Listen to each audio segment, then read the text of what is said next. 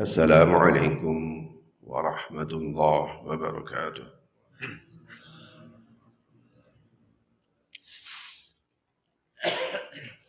إن الحمد لله نحمده ونستعينه ونستغفره ونستهديه ونتوب إليه ونؤمن به ونتوكل عليه ونعوذ بالله من شرور أنفسنا وسيئات أعمالنا.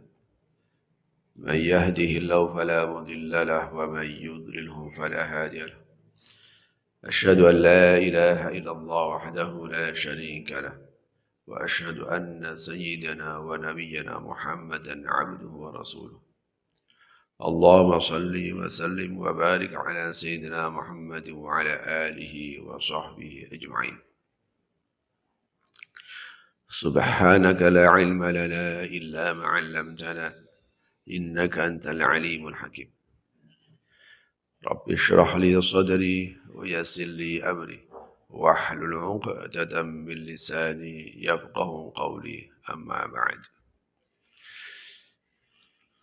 Bapak-bapak, ibu-ibu, jamaah subuh rahimakumullah.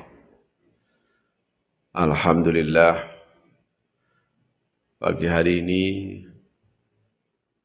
kita memasuki tahun baru 2023 dalam keadaan sehat walafiat. Alhamdulillah, kita awali tahun baru ini dengan melaksanakan ibadah kepada Allah Subhanahu wa taala. Dengan melaksanakan aktivitas yang kita yakini bisa memberikan manfaat dan kebaikan bagi kita semuanya, baik di dunia maupun di akhirat. Jamaah sekalian, pada kesempatan pertemuan hari ini kami akan memberikan sekedar refleksi awal tahun. Ya, kita semua mungkin sudah memperhatikan bagaimana gegap gempitanya semalam. Hanya sekedar untuk menunggu jarum jam bergeser dari jam 12 ke detik yang pertama. Itu sampai terganggu saya tidurnya jedar. Istri saya itu ada di mana? Ya tahu di mana-mana lah. Menyambut datanya tahun baru. Saya tidak tahu apa itu alasannya. Tahun baru kok disambut gitu. Nggak disambut ya tentu datang. Tapi Bapak dan Ibu, mungkin saya tidak tahu ya apa tujuannya. Tentu saja dengan tahun baru itu banyak orang punya pengharapan. Pastinya setiap orang memiliki pengharapan. Ya ada yang kuat pengharapannya, ada yang sedang, tapi tidak jarang mereka yang tidak punya pengharapan.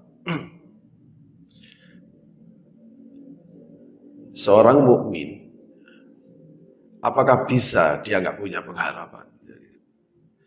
Mari kita kaji melalui pembacaan kita terhadap suci Al-Quran.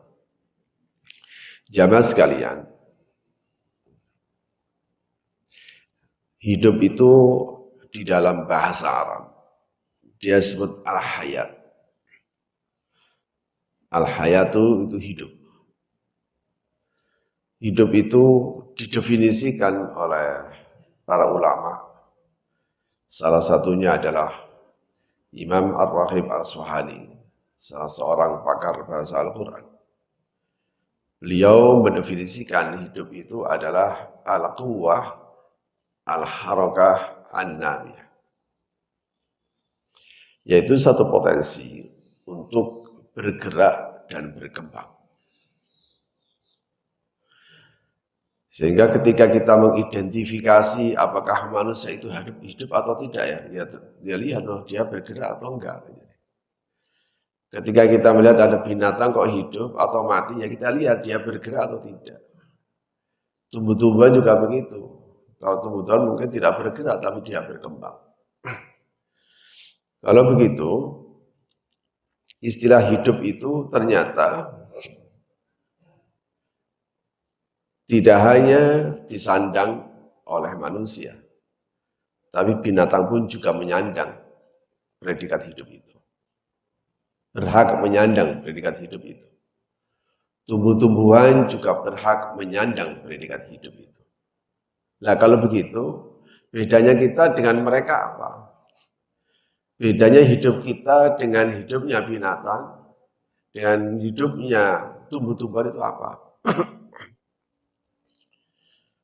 Kalau tumbuh-tumbuhan itu pokoknya berkembang gitu aja, jadi gede tahu-tahu mati. Dia nggak tahu maksudnya. Bahwa ternyata dia bisa memberikan manfaat bagi orang melalui buahnya. Ternyata dia bisa memberikan manfaat kepada manusia dari nindangnya. Ternyata dia bisa memberikan manfaat kepada manusia dari kesuburannya. Dia tidak tahu. Pokoknya dia berkembang gitu saja.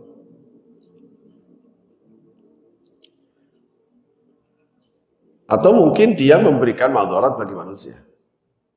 Dia juga tidak tahu itu. Binatang juga begitu.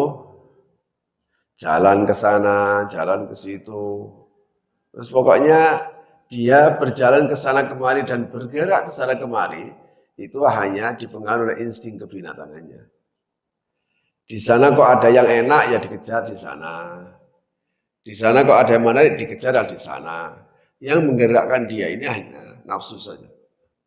Dia sendiri juga tidak punya tujuan kecuali hanya memuaskan dirinya.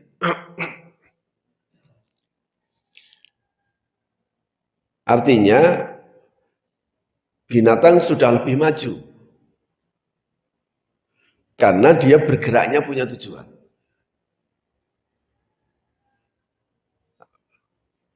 Sayang kita nggak bisa ngajak dialog dengan binatangnya. Tapi saya yakinlah, dia nggak mungkin diam sendiri terus tahu-tahu bergerak. Ya mungkin pikirannya, ya siapa tahu di sana ada makanan. Siapa tahu di sana ada sesuatu yang dia menyenangkan. Dia bergerak, ya paling tidak dia lebih maju lah daripada tumbuh-tumbuhan tadi itu. Terus pokoknya berkembang, jadi nggak tahu tujuannya untuk apa. Tapi kalau binatang terus ada makanan, dimakan, nggak enak dibuang. Wah ini dimakan, wah ini ada makannya kejar, dinikmati. Wah ini ada binatang betina, kejar. Kemudian hubungan. Tapi meskipun binatang itu tanpa aturan, tapi dalam dunia binatang seandainya dia itu harus berhubungan dengan lawan jenisnya, itu tidak semata-mata untuk melampiaskan nafsu biologisnya, tapi adalah lebih dari itu, dia ingin melanjutkan keturunan jenisnya. Buktinya kalau dia itu sudah hamil misalnya, tidak mau niduri. Dia juga tidak mau berhubungan dengan yang lainnya. Kenapa? Karena memang tujuannya supaya jenis dia ini bisa berkembang. Yaitu berbeda dengan manusia. Nah sekarang bagaimana manusia bergerak dan berkembang? Bapak dan Ibu, saya kira manusia juga sama. Dia bergerak punya tujuan yang dimaksudkan. Ada punya tujuan yang dicapai. Semua orang ingin bergerak dan berkembang, itu dengan tujuan yang akan dia kejar. Rasanya tidak mungkin ada manusia yang bergerak tanpa tujuan.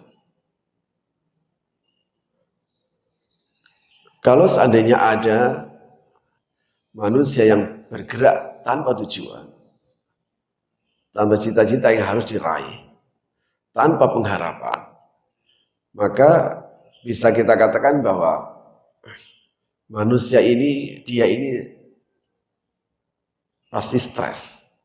Ini pasti orang stres. Atau sangat pesimis sehingga jadi stres. Atau lebih hebatnya lagi, ini pasti orang gila. Jadi pokoknya bergerak saja, bergerak gitu, nggak punya tujuan, namanya juga orang gila.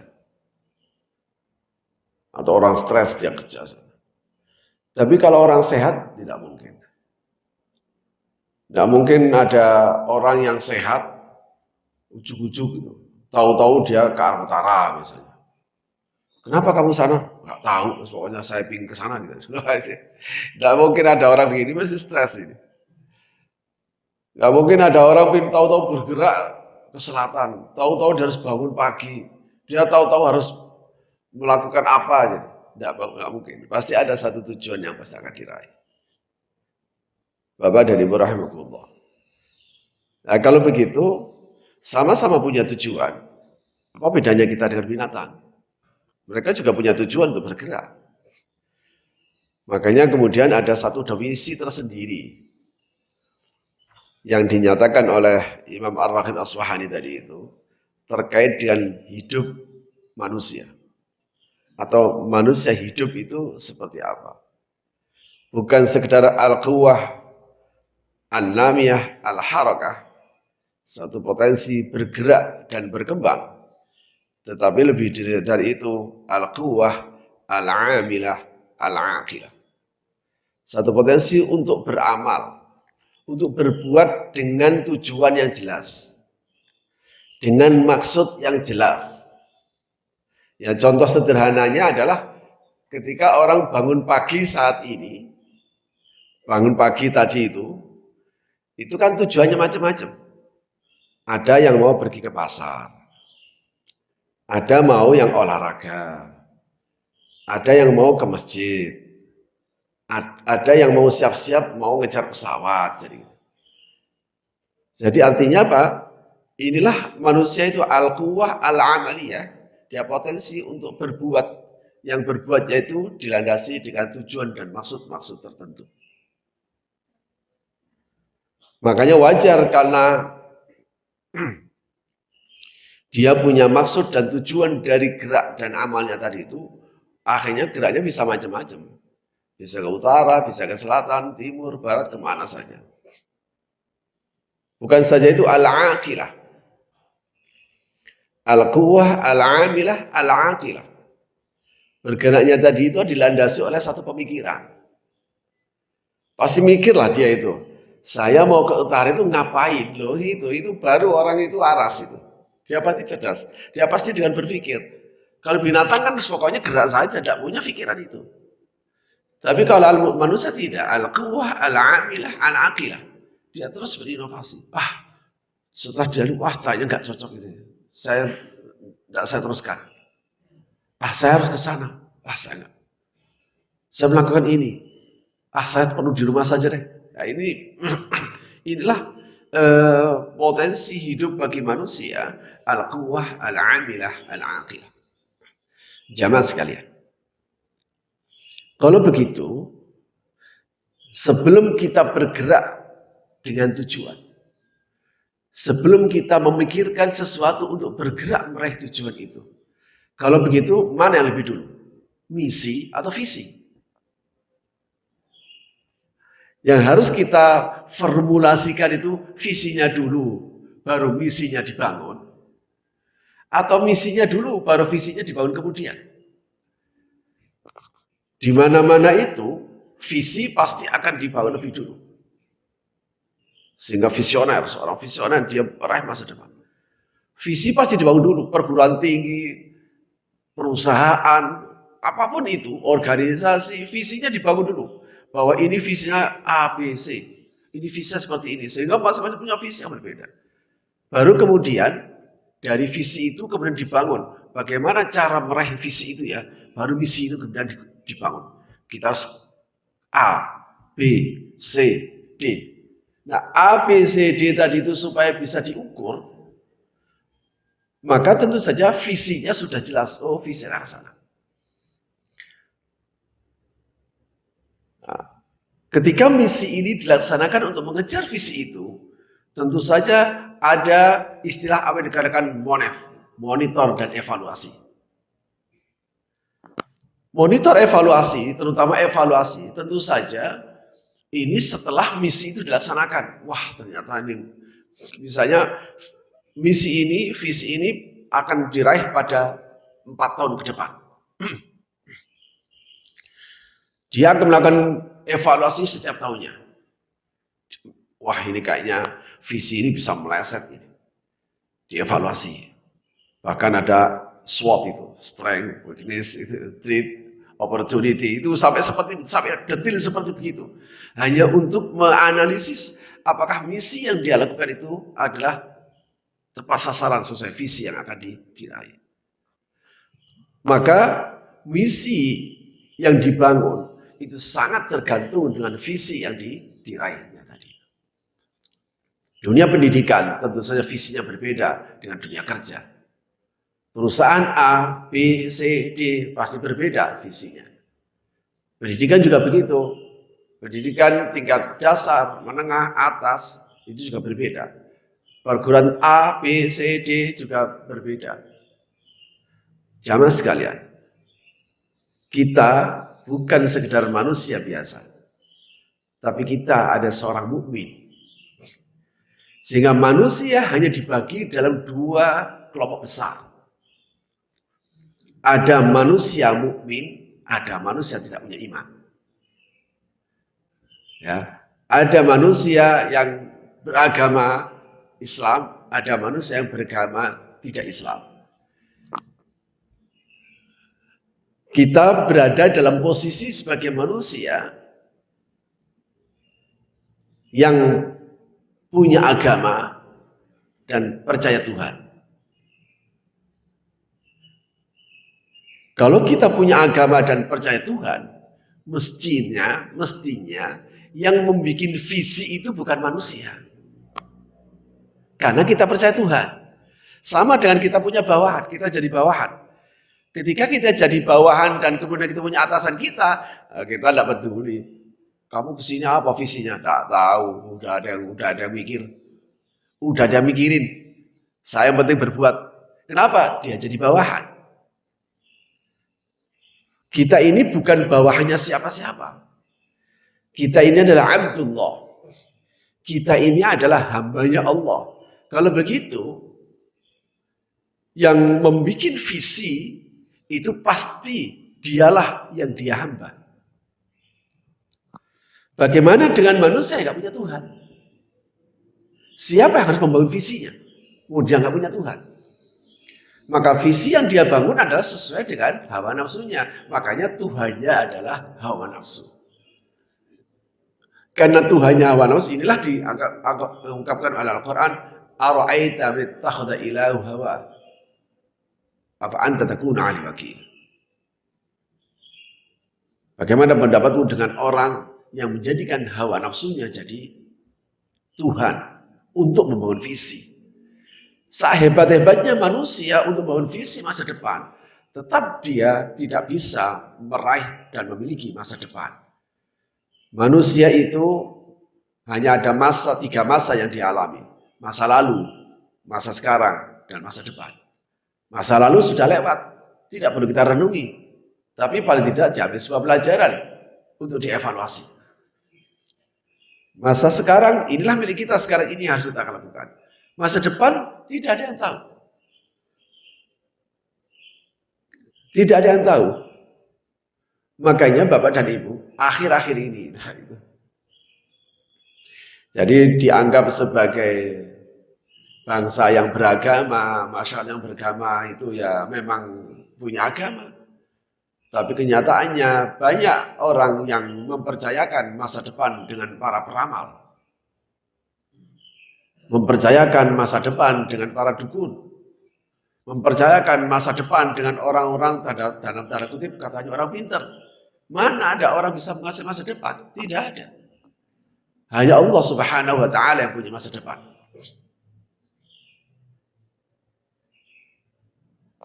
Jamaah sekalian, kalau masa depan itu menjadi satu sasaran visi kita, okelah kemudian orang membangun. Maka sebagai seorang mukmin, mestinya dia tidak pernah membangun masa depan itu kecuali masa depan yang telah dibangun oleh Allah Subhanahu wa Ta'ala. Mana masa depan seorang mukmin itu? Masa depannya seorang mukmin adalah hidup setelah mati. Itu masa depannya. Jamaah sekalian, hidup setelah mati atau bahasa agama kemudian dikenal dengan akhirat, kehidupan akhirat, itu sesungguhnya bukan masa depannya orang mukmin saja, tapi masa depannya semua umat manusia. Semua umat manusia itu masa depannya ya di akhirat itu. Makanya Al-Quran kemudian mengingatkan,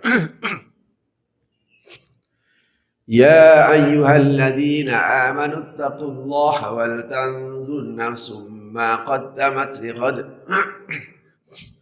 wattaqullaha innallaha khabirum bima ta'malun. Wahai orang beriman, ittaqullah, bertakwalah kalian kepada Allah. Maksudnya bertakwalah kepada Allah itu hati-hati dalam jalan hidup, waspada dari segala godaan, laksanakan perintah-perintah Allah, jauhi larang-larangannya. Wal tanzur nafsum ma qaddamat lighad. Jadi setiap kita melangkah, orang mukmin itu pasti dilandasi ketakwaan. Dia harus hati-hati, jangan sampai terpeleset. Dia harus waspada, jangan sampai tersesat. Dia harus menyadari bahwa Allah hadir untuk mengasihinya. Sehingga melaksanakan perintah dan menjauhi larangan itu bukan karena keinginan apapun, tapi karena imannya yang mendorong. Nah, dalam melangkah tadi itu, wal tanzur nafsum ma qaddamat lighad. Hendaklah setiap diri mau memperhatikan bekal apa yang kamu persiapkan untuk masa depan. Bekal apa yang harus kamu persiapkan untuk hari esok. Karena itu kalau Bapak membuka ayat ini dan membuka terjemahnya, hari esok itu dalam kurung akhirat. Karena itulah hari esok yang sebenarnya. Saya sering mengatakan hari esok di dunia ini tidak pernah ada. Tidak pernah wujud. Karena hakikatnya hari esok di dunia ini adalah hari ini yang belum kita lalui. Bapak bisa mengatakan hari ini adalah hari ini. Padahal kemarin Bapak bilang hari esok. Besok itu tahun baru. Besok itu kita harus pergi kemana? Kita bilang pas ketika kemarin itu semua orang bilang besok kita mau melakukan sesuatu. Besok itu masih ada taklim loh. Tetap kita bilang hari esok. Nah kalau hari esok itu sesungguhnya tidak ada. Kenapa? Hari esok itu adalah hari ini yang belum kita lalui. Sekarang kita lalui. Kita berada di hari ini. Hari esok ada, yang besok ada lagi. Kalau kita lalui, jadi hari ini lagi. Padahal ketika kita mendefinisikan hari esok dan masa depan, mestinya dia sudah selesai, harus ada kata selesai hari masa depan itu, supaya gerak kita ada selesainya, gitu Pak. Bagaimana mungkin ada orang bergerak tanpa tujuan? Ya pasti ada orang gila. Ketika Bapak harus mengatakan, Bapak mau kemana? Saya mau ke Masjid MRC. Maka tujuan Bapak mengatakan, saya mau ke Masjid MRC. Bapak akan terus berjalan dan terus berjalan. Perjalanan ini tidak akan pernah selesai sebelum di Masjid MRC. Ketika Bapak sudah masuk Masjid MRC, sudah, saya sudah. Loh Pak, Bapak enggak berjalan lagi? Sudah, saya sudah mencapai tujuan saya. Saya sudah berada di hari esok saya. Jadi kemarin yang kita tujuan pokoknya besok Ahad saya mau ke MRC. Ternyata sudah di sini selesai Bapak. Nah, di dunia ini apa yang harus kita gunakan tolak ukurnya? Bahwa orang sudah berada di masa depan. Pasti kalau masa depan berarti ada yang lebih dulu di sana, kita masih ada di sini. Wah, dia sudah berada di masa depan. Dia sudah berada di hari esok. Bagaimana mungkin ada orang yang membuat visi masa depan, sementara dia tidak berhasil memberikan sebuah tolak ukurnya. Apa? Bapak menggunakan tolak ukur apa masa depan? Ya paling tidak dua yang harus kita gunakan masa depan di dunia ini. Kalau tidak menggunakan perolehan harta, atau gunakan umur. Ya, jadi harta atau umur, gimana Bapak? Apa masa depan pokoknya besok saya bekerja. Setelah bekerja selesai ya enggak, ya tambah sibuk banget. Malah nggak bisa sempat istirahat. Malah dia cita-citanya pingin cepat selesai. Gitu ya. Ketika pensiun dia bilang, alhamdulillah sekarang sudah pensiun. Setelah pensiun lagi bingung lagi, waduh saya mau ngapain. Jadi gitu. Bapak dan Ibu, kalau kita menggunakan harta sebagai tolak ukur bahwa seseorang sudah berada di masa depan, atau anggap harta ada menjadi satu ukuran bahwa kita sudah berada di masa depan, sehingga sekian banyak orang itu menjadi punya pengharapan besar. Tapi tidak jarang sekian banyak orang yang punya pesimisme untuk melihat masa depan.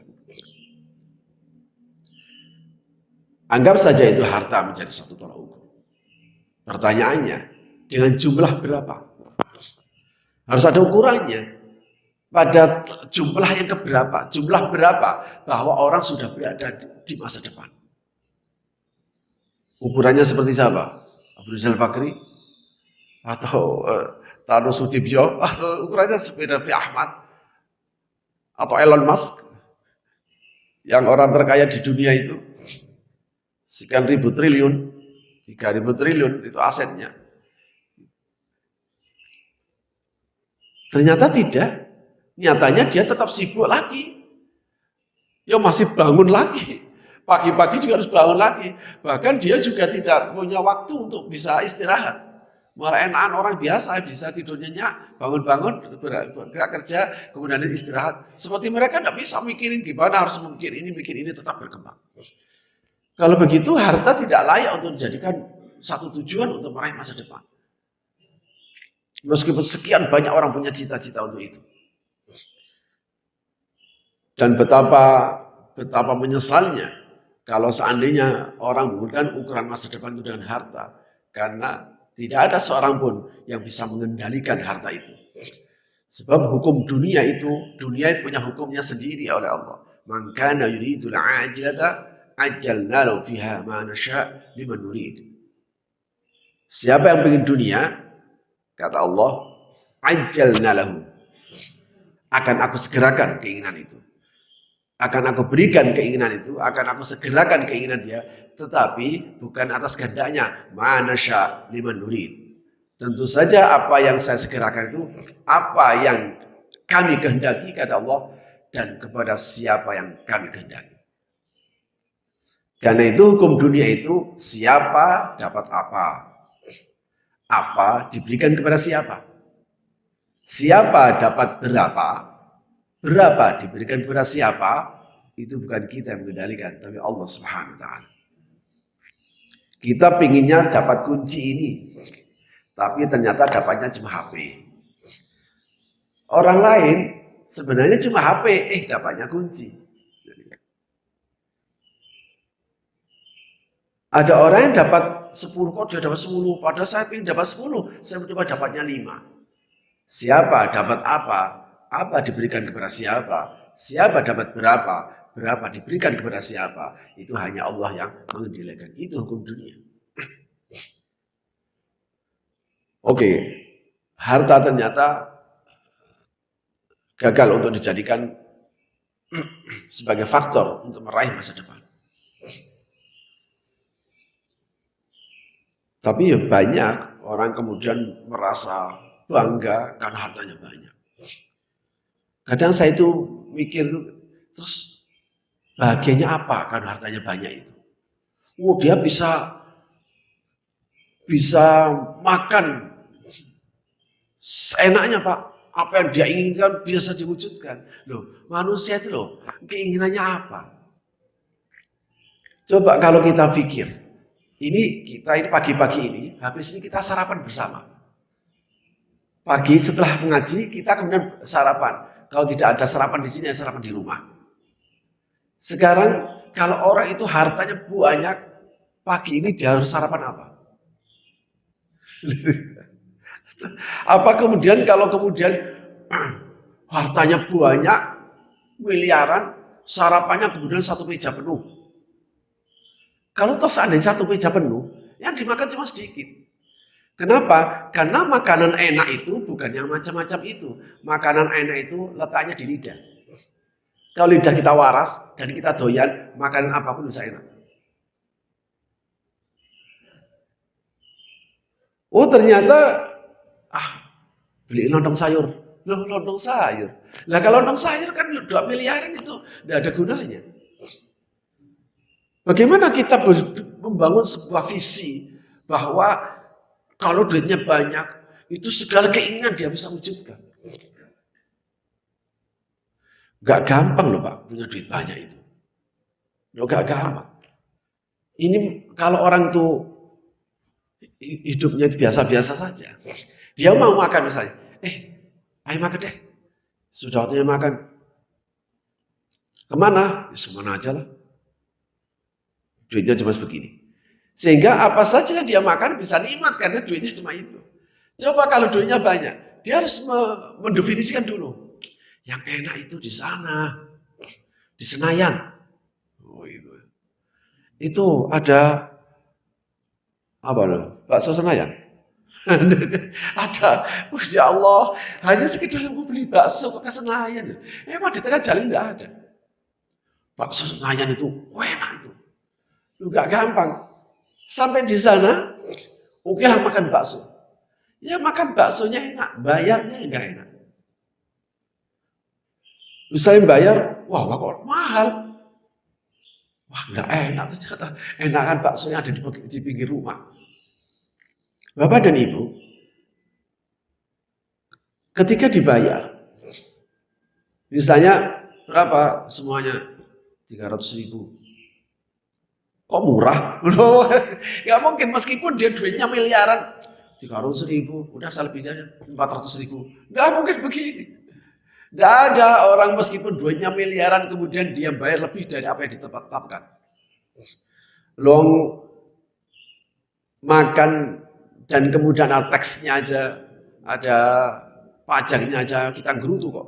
Loh kok lebih? Iya Pak, pajak 10%. Mestinya kan, kok cuma 10%? 50% enggak apa-apa, duitnya saya banyak. Udah enggak ada begini ini. Banyak-banyaknya orang punya duit. Ketika dia makan dan harganya di mana, harga ditetapkan 400 ya 400. Bahkan kelebihannya dia harus minta kembaliannya. Saya pernah diajak makan di tempat yang mahal. Mungkin Bapak tahu restoran Padang Bulan Terang Bulan itu yang di Pondok Indah itu. Restoran Terang Bulan atau salah. Masya Allah. Antri Pak. Antri. Jadi ada tempat duduknya untuk antri. Saya diajak, ini ngapain orang duduk ini? Kenapa gak masuk aja? Antri. Innalillahi. Nah di sana kan banyak warung juga. Ngapain antri di sini? Oh ini spesial menunya. Enak ini. Ya oke lah saya ikuti. Saya nggak ikut bayar aja. Saya antri. Warteg itu di mana-mana itu nggak sampai antri seperti begitu. Ini sampai antri, Pak. Keluarga terus dipanggil keluarga A baru masuk. Keluarga B masuk lagi, keluar lagi. Setelah saya masuk, ditanya, Pak makan apa aja? Mana menunya? Ya menunya itu ternyata sama. Ada rawon, ada nasi goreng, ada cap gomeh, jadi itu macam-macam. Jadi menunya ya seperti menu yang lain. Karena lidah saya itu sudah terbiasa makan nasi goreng, ya saya bilang nasi goreng aja deh. Nah, ya apa jauh-jauh di sini menunya cuma nasi goreng. Jadi gimana? Memang lidah saya itu sukanya nasi goreng. Jadi, ketika nasi goreng itu kemudian disajikan, tidak seenak nasi goreng langganan saya. Yang hanya 10.000, 12.000. Dia harus bayar 50.000 satu nasi goreng. Masya Allah. Tapi itu adalah rasa kebanggaan, bukan dibanggakan habis makan nasi gorengnya. Bukan banggakan habis makan cap gomenya, enak cap gomeh di sini. Yang di dekat rumah sakit itu. Tapi gengsinya karena dia habis makan di tempat yang mahal. Masya Allah. Kalau ini yang kemudian menjadi cita-cita banyak orang, betapa banyak orang tersebut terbohongi oleh dirinya sendiri, padahal dia sendiri tidak bisa menikmati. Oh enak Pak, saya bisa, kalau orang duitnya banyak Pak, mobil misalnya mobilnya bosan ganti yang baru, mobilnya bosan ganti yang baru, mobilnya bosan ganti yang baru. Jadi terus, ya kalau soal ganti-ganti mobil kan gampang, tinggal nyewa, nanti datang sendiri, ada Grab, ada Gojek, Gokart dia datang sendiri, dia minta dijemput yang mana, bisa. Bapak dan Ibu, ada orang, anaknya cuma 3, dia punya Wisma Tugu, mobilnya 12. Saya pas diundang pengajian di tempat dia, itu dijemput mobil, asalnya mobil yang paling jelek. Terus, suatu ketika jemput lagi mobil itu beda lagi. Pengajian berikutnya jemput lagi beda lagi. Gonta ganti, saya pikir ini rental atau apa. Terus saya ini terus tergelitik nanya lah kepada sopirnya, Pak, nggak gitu ya kok mobilnya gonta ganti ya nyebutnya ini. Oh iya Pak Ustadz, mobilnya Bapak ini banyak. Ada berapa? 12. Masya Allah. Anaknya berapa? 3. Itu saya mencoba pikiran dia seperti apa. Wah, banyak banget Pak. Memang untuk apa mobil banyak? Oh ya untuk gonta ganti Pak Ustadz. Saya yakin bapaknya nggak mungkin naik mobil yang ini. Mobil ini nggak bagus. Anggap saja dia naik mobil yang paling terakhir, yang paling bagus. Nggak tahu yang paling bagus itu apa. Saya punya teman di sini, yang paling bagus dia punya Rolls Royce. Di Indonesia hanya beberapa orang yang punya Rolls Royce. Dia Rolls Royce punya. Terus Ferrari-nya ada 2. Kemudian punya Alphard juga. Ada Strada yang double gardan, dia juga ada Innova. Jadi saya yakin ada Fortuner macam-macam. Saya yakin yang dipakai itu pasti yang gampang dan yang murah bensinnya. Jadi itu nggak mungkin dia pakai Ferrari kesana kemari, nggak mungkin dia pakai kesana kemari Rolls Royce, tapi dia hanya yang penting orang itu punya Rolls Royce, tapi Rolls Royce enggak pernah kemana-mana. Mau kemana coba? Di Indonesia kena macet, terus mau kemana dia pakai? Loh, di mana letak senangnya sesungguhnya? Masya Allah, tidak gampang Pak mendefinisikan rasa senang. Dan saya sudah senang, wah enak sih, wah enak, saya punya Rolls Royce. Loh, di mana senangnya? Bingung kita. Hanya anak kecil saja yang kemudian punya kesenangan seperti itu. Anak saya itu pernah, karena biasa naik Innova, kemudian dinaikkan Alphard oleh temannya. Diantar ke rumah pakai Alphard. Waduh, senangnya luar biasa. Wah, aku tadi naik apa? Naik apa nak? Naik Alphard tahu? Wah, enak Pak. Enak. Ayo dong Pak, ganti dong mobilnya. Lu anak kecil, ya dipikir ganti mobil terus kayak beli kerupuk gitu. Ganti dong mobilnya pakai Alphard. Wah enak Pak. Oh iya. Saya tentu saja tidak mau memotong pengharapan anak saya supaya kecewa. Tapi saya juga tidak mau menghentikan anak saya ini dengan pengharapannya, dan saya tidak mau anak saya punya pengharapan yang salah. Saya tidak mau, jangan mahal itu, tidak mungkin gini, nanti kecewa dia. Atau misalnya, makanya berdoalah, sholatnya yang benar, berdoalah supaya nanti bisa beli Alphard. Ini juga nggak benar juga. Akhirnya saya ingin masuk pada emosi dia ketika dia bilang, emang kenapa kalau naik Alphard? Enak Pak. Nah baru saya masuk, coba jelaskan ke Abah, enaknya di mana? Nah dari sini dia harus mendefinisikan. Ya sama, orang ketika harus mencapai masa depan harus berusaha mendefinisikan. Kalau nggak ada definisi, sama saja dia masuk kepada hutan belantara yang tidak tujuan. Dia harus mendefinisikan enaknya. Saya tanya, enaknya di mana? Saya bukan menyinggung Bapak Ibu yang punya Alphard ya. Saya berdialog dengan anak saya tadi itu. Enaknya di mana?